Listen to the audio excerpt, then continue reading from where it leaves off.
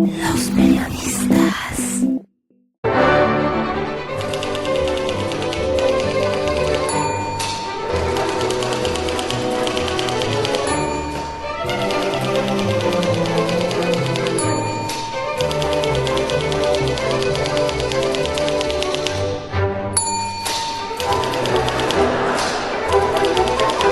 Quizá hay un trasfondo o simplemente sea un tema periodístico sacar a la luz la sucesión del arzobispo de Puebla, Víctor Sánchez Espinosa, el octavo en la historia de la arquidiócesis.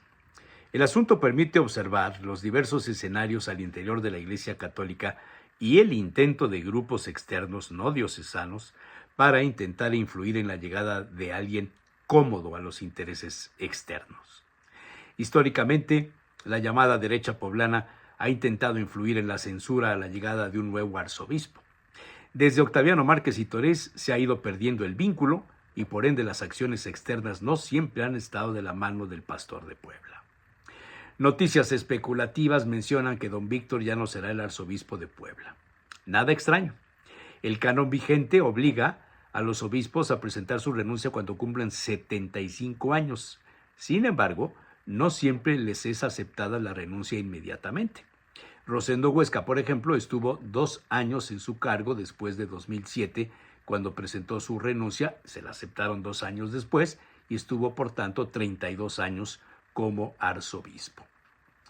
El escenario ahora se presenta atractivo para la especulación ante el intento de presionar desde fuera para que fulano o sutano sean considerados en la lista de los favoritos del Papa Francisco, cuyo estilo, por cierto, dista mucho de apreciar las formas de los grupos poblanos de hacer política al interior de la Iglesia. Quienes especulan con los nombres evidentemente desconocen la forma como se mueven las listas de los precandidatos y finalmente de los candidatos que deben pasar al final por la supervisión personal del Sumo Pontífice. Cada vez que el nuncio apostólico, delegado del Vaticano en México, tiene audiencia con el Papa, debe presentar una lista de mínimo 3 y máximo 5 nombres de sacerdotes a ser considerados sucesores de los obispos y arzobispos próximos a cumplir los 75 años. Esa lista está integrada por observaciones personales, consultas con el obispo o arzobispo de la localidad y después se busca información entre los grupos reconocidos al interior de la Iglesia con autoridad moral y buena fama pública a quienes se les hace un sondeo. Así, esa lista llevada por el nuncio al Papa en turno es comentada y sometida a una minuciosa investigación por los primeros niveles del Vaticano, entre otros el secretario de Estado y los personajes de la Iglesia, diocesanos o no, que habitan en el territorio donde se harán los nombramientos. También son consultados los líderes religiosos no diocesanos y los nuncios anteriores. Así, cada vez que el Papa recibe al nuncio, se expone la lista que puede sufrir modificaciones.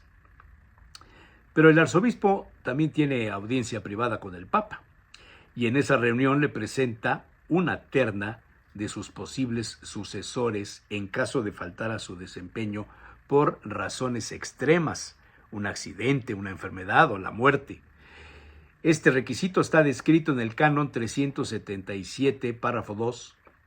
Al menos cada 3 años, los obispos de la provincia eclesiástica o donde así lo aconsejan las circunstancias, los de la conferencia episcopal deben elaborar de común acuerdo y bajo secreto una lista de presbíteros también de entre los miembros de institutos de vida consagrada que sean más idóneos para el episcopado y han de enviar esa lista a la sede apostólica, permaneciendo firme el derecho de cada obispo de dar a conocer particularmente a la sede apostólica nombres de presbíteros que considere dignos e idóneos para el oficio episcopal.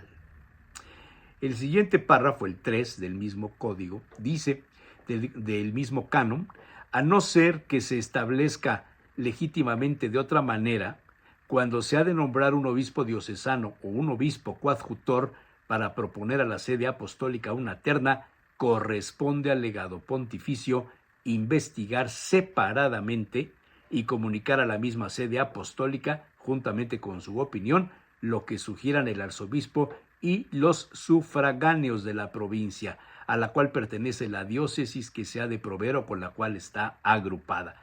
así como el presidente de la conferencia episcopal. Oiga, además, el legado pontificio a algunos de los colegios de consultores y del cabildo de catedral y, si lo juzgare conveniente, pida en secreto y separadamente el parecer de algunos de uno y otro clero, también de laicos, que destaquen por su sabiduría.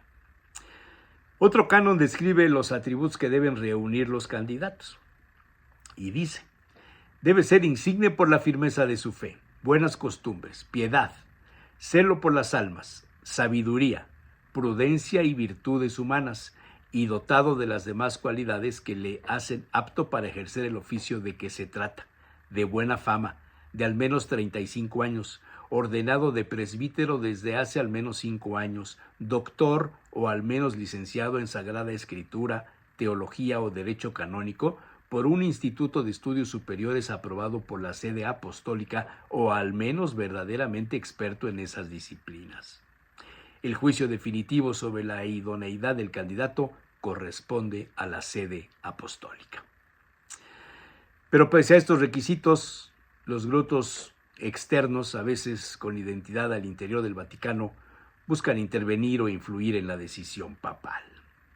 Por ejemplo, cuando la designación de Rosendo Huesca para obispo auxiliar, algunos grupos poblanos actuaron en contra y auspiciaron ataques físicos y personales contra Huesca, pues Huesca representaba una piedra en el camino para la generación de órdenes religiosas auspiciadas por esos grupos. La llegada de Víctor Sánchez Espinosa en 2009 estuvo presionada por algunos grupos, órdenes religiosas, pero se impuso su buena fama y las buenas calificaciones otorgadas por los consultados que recibieron vía la Nunciatura Apostólica y bajo el secreto de confesión, sobres lacrados con una encuesta sobre los candidatos. Ninguno de los consultados puede revelar que recibió el sobre y menos las respuestas, pues automáticamente reciben la pena de excomunión. El escenario actual revela la presencia de grupos locales con nexos internacionales que buscan un arzobispo a modo, que favorecería a las élites sociales y cuya lealtad haya sido demostrada. Hay un curioso y conocido caso de un sacerdote elevado a obispo que fue pieza clave en la fabricación de algunas denuncias contra Víctor Sánchez por sus relaciones políticas ajenas al PAN y cuyas fricciones derivaron en confrontaciones a sottovoce. Y está el caso de un obispo auxiliar joven, quien cubrió perfectamente la ausencia de don Víctor en tiempos de enfermedad. Ese escenario podría dejar en evidencia una disyuntiva: o la continuidad del estilo de Sánchez Espinosa o un cambio que favorezca a los radicales. La pregunta de muchos es si el Papa Francisco tiene a un hombre en Puebla o para Puebla, y a partir de eso es que se mueven las fichas y afloran los nombres. En el Vaticano, por el momento, hay asuntos más importantes que resolver, como la salud del pontífice o la sucesión del Papa, lo que dejaría en un periodo de transición la decisión para Puebla. La experiencia dicta que entre más sea público algún nombre del sucesor, más reacciones en contra recibirá para desprestigiarlo, lo que favorece una premisa: entre más discreto, más avanzará.